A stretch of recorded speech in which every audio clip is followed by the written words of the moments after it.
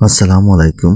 আমি মোহাম্মদ আমিনুল ইসলাম। এখন আপনাদের সাথে ভিডিওতে যে বিষয় নিয়ে আলোচনা করব সে বিষয়টি হলো খুরা রোগ বা ফুট অ্যান্ড মাউথ ডিজিজ, সংক্ষেপে যাকে এফএমডি বলে থাকে। এই রোগের বিস্তারিত নিয়ে এই ভিডিওতে আলোচনা করা হবে। আমার এই ভিডিওটি যদি আপনাদের একটু ভালো লেগে থাকে তাহলে প্লিজ লাইক, শেয়ার, কমেন্ট এবং সাবস্ক্রাইব করবেন। আপনাদের কোনো বিষয়ে যদি প্রশ্ন থাকে তাহলে আমাকে কমেন্ট করবেন, আমি পরবর্তী ভিডিওতে সেই বিষয়ে উত্তর দিয়ে দিব। খুরা রোগ বা এফএমডি মূলত একটি অতি সংক্রমণ ভাইরাসজনিত রোগ যা বাতাসের মাধ্যমে দ্রুত ছড়াতে পারে। এই রোগের হাত থেকে খামারকে রক্ষা করতে লক্ষণ ও ঘরোয়া চিকিৎসার পাশাপাশি বৈজ্ঞানিক সচেতনতা এবং সুনির্দিষ্ট পরিচর্যা অত্যন্ত জরুরি। আমরা এই ভিডিওতে বিস্তারিত ও স্পষ্টভাবে প্রতিটি বিষয় তুলে ধরব। খুরা রোগের সুনির্দিষ্ট ও প্রধান লক্ষণ সমূহ। রোগটি মূলত 4 ধাপে পশুর শরীরে প্রকাশ পায়। তীব্র জ্বর ও কাঁপুনি। ভাইরাসের আক্রমণ হওয়ায় মাত্র 2 থেকে 5 দিনের মধ্যে পশুর শরীরের তাপমাত্রা হঠাৎ 104 থেকে 106 ফারেনহাইট বা তারও বেশি হয়ে যায়। পশু খাওয়া দাওয়া ছেড়ে দেয়, এক কোণে কাঁপতে থাকে। সবচেয়ে উল্লেখযোগ্য লক্ষণ এবং এইটি বেশিরভাগ হয়ে থাকে সেটি হলো লালা ও চপচপ শব্দ। মুখে গহ্বরের ভেতরে তাপমাত্রা বৃদ্ধির ফলে প্রচুর লালা নিষ্কাশিত হয়। এই লালা সুতোর মতো মুখ থেকে মেঝেতে ঝুলতে থাকে। পশু ব্যথার কারণে মুখ নাড়াতে থাকে, যার ফলে চপচপ শব্দ তৈরি হয়। ফোস্কা বা ক্ষত। মুখ খুর ও ওলানে। মুখে, জিহ্বার ওপর, মাড়িতে এবং ঠোঁটের ভেতরের নরম চামড়ায় তলায় ছোট ছোট ফোস্কা পড়ে।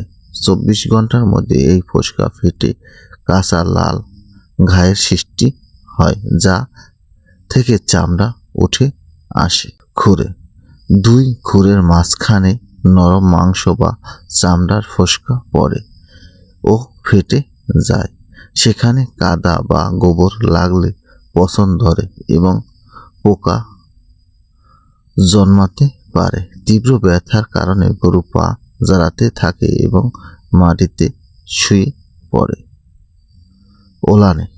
দুগ্ধবতী গাভী ওলানে ও বাটে ক্ষত হয়, যার ফলে গাভী ওলানের হাত দিতে দেয় না এবং ওলানের ফোলার বা ওলান পচা ম্যাস্টাইসিস রোগের হতেও পারে। বাছুরের 1 থেকে 3 মাস বয়সী বাছুরের মুখে বা খুরে ঘা হলে আগে ভাইরাসটি সরাসরি তাদের হৃদযন্ত্রে বা কলিজা আক্রমণ করে, ফলে এটি লাফ দিয়ে বা ছটপট করে মারা যায়। খুরা রোগের বা এফএমডির ঘরোয়া প্রাথমিক চিকিৎসা। যেহেতু এটি ভাইরাসজনিত রোগ, তাই এর কোনো সরাসরি অ্যান্টিবায়োটিক বায়োল ঔষধ নেই। লক্ষণ অনুযায়ী ক্ষতের যত্ন নেওয়া ও প্রাথমিক চিকিৎসা। মুখের গায়ের জন্য পটাশ বা ফিটকিরির পানি। 1 লিটার হালকা গরম পানিতে 5 থেকে 10 গ্রাম ফিটকিরি অথবা সামান্য পরিমাণ পটাশিয়াম ম্যাগনেট বা হালকা গোলাপি রং হওয়া পর্যন্ত মিশিয়ে একটি সিরিঞ্জ বা নরম কাপড় দিয়ে পশুর মুখে দিতে 2 থেকে 3 বার ধুয়ে দিতে হবে। ঘরোয়া পোস্ট। সোহাগার খৈর ও মধু। বাজার থেকে সোহাগা কিনে কড়াইতে গরম করে তা খইয়ের মতো ফুলে উঠবে। সেই খই গুঁড়া করে মধুর সাথে মিশিয়ে একটি পেস্ট তৈরি করুন। মুখ ধোয়ানোর পর এই পেস্টটি জিহ্বা ও মাড়ির গায়ের ওপর আলতো করে লেপ দিন। এতে পশুর দ্রুত মুখ ঠান্ডা পায় এবং খাওয়া শুরু করে। সোডা বা পানি দিয়ে ধোয়া। খুরে কাদা ও গোবর জমতে দেওয়া যাবে না। 1 লিটার পানিতে 20 থেকে 30 গ্রাম কাপড় কাঁচা সোডা বা খাবার সোডা মিশিয়ে পা ভালোভাবে ধুয়ে পরিষ্কার করতে হবে। আলকাতরা ও তুতের মিশ্রণ। পা ধুয়ে শুকনোর পর পরিমাণ মতো আলকাতরা বা তুতে কপার সালফেট গুঁড়ো একসাথে মিশিয়ে খুরের গায়ের ভেতর কাঠি বা তুলা দিয়ে লাগিয়ে দিন। আলকাতরা পানি ও মাছি প্রতিরোধক করে এবং তুত গা শুকাতে সাহায্য করে। নিম ও নারকেলের তেল।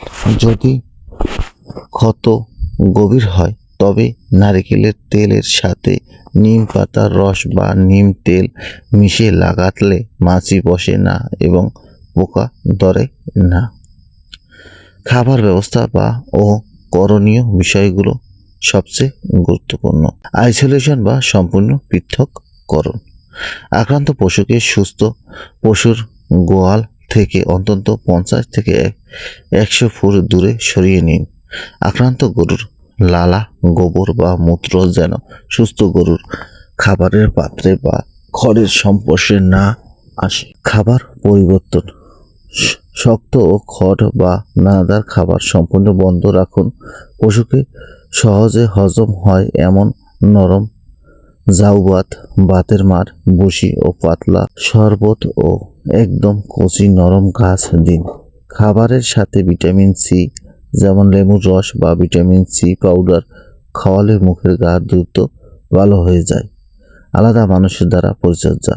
সম্ভব হলে আক্রান্ত গরুকে পরিচর্যা করার জন্য আলাদা মানুষ রাখুন। যদি একই ব্যক্তি পরিচর্যা করে তবে সুস্থ গরুর কাজ আগে শেষ করে সবার শেষে আক্রান্ত গরুর কাছে যাবে এবং কাজ শেষ করে নিজের হাত, পা ও জুতা জীবাণুনাশক দিয়ে ধুয়ে নিবে।